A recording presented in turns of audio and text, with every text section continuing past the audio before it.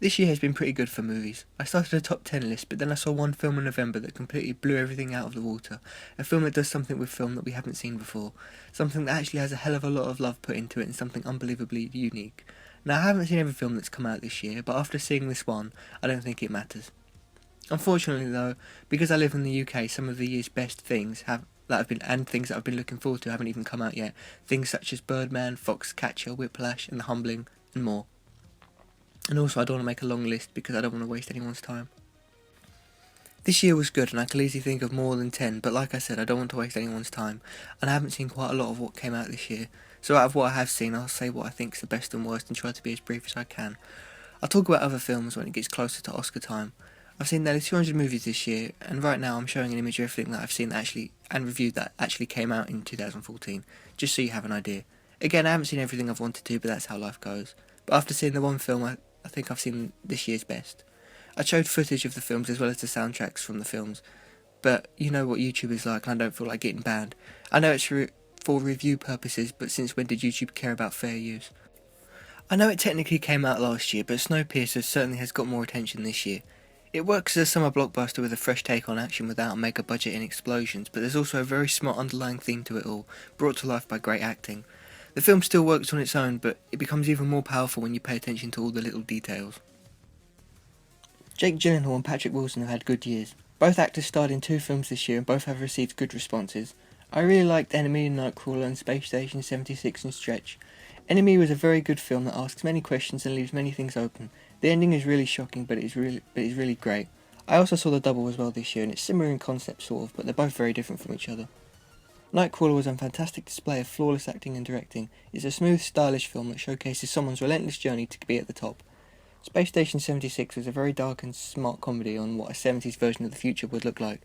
It wasn't filled with over-the-top gags or slapstick humour, but rather quiet, subtle jokes about people's relationships with each other.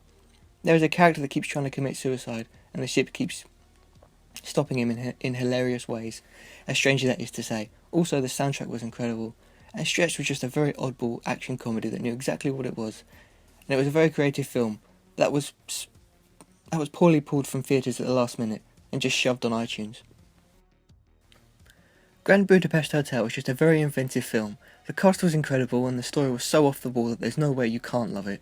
It has lots of characters but never feels overstuffed. The style is so over the top but it's never distracting and much more. This film just had the perfect balance of everything and worked amazingly well. The acting is outstanding and the soundtrack is absolutely amazing. Only Lovers Left Alive is something that I really enjoyed.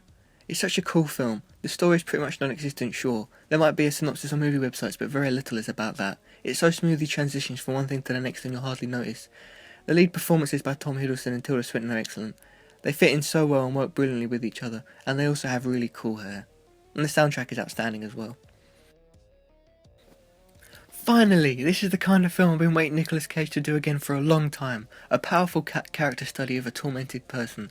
He hasn't done one of these in a while, but when he does, he knocks it out of the park.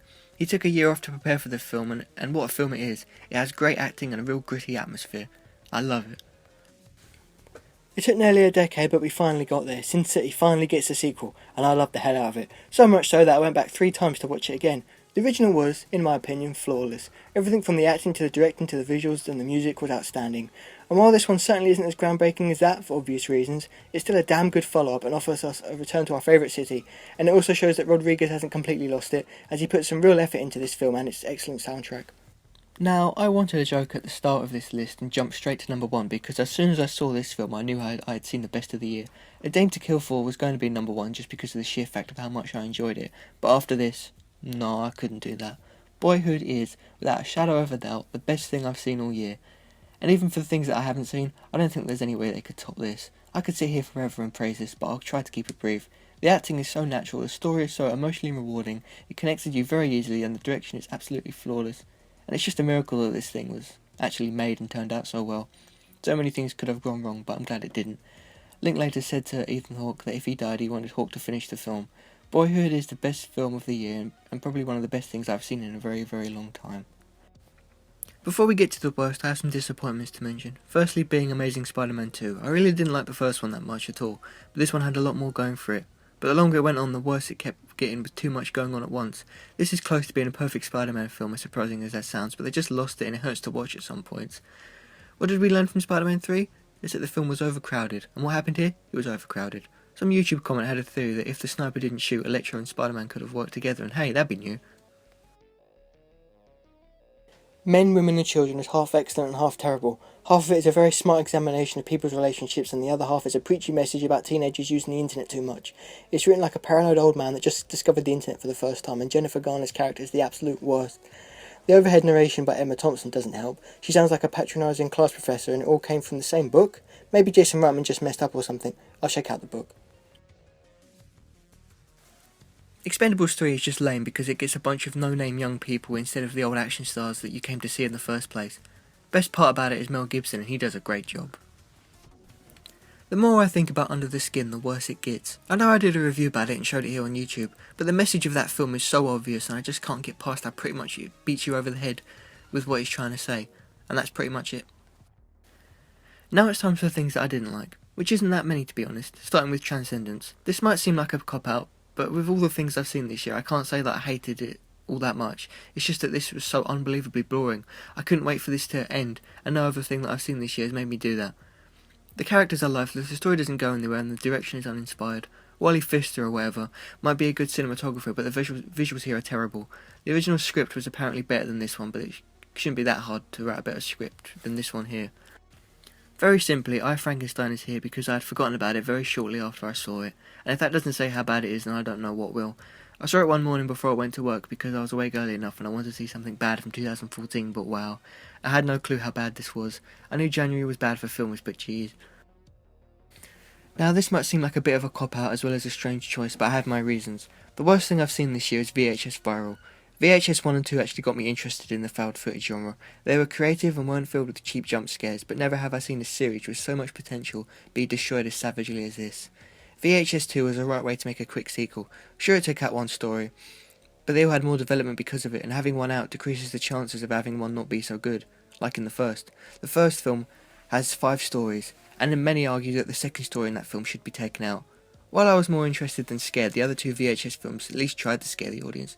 Viral didn't even bother. It seemed like the found footage stories were added in at the last minute, and there's only 3 this time. One of them wasn't even filmed in a found footage style, and the whole film was wrapped around a really poorly done message that has no right being there. It was just rushed out, and it's sad to see. Thing is though, Merc and Hustle technically came out in the UK in 2014. It came out January 1st, and I absolutely hated it. I would put that as my number 1, but hey, I guess I can't do that. I joked about that in the review. I said if this film was any indication for 2014, then it's going to be a sad year. But it wasn't as bad as it looked at first. Oh well, it's almost over now. And this is just what I'd like to see happen at the Oscars. But I'll comment more on that at the time. Until next video.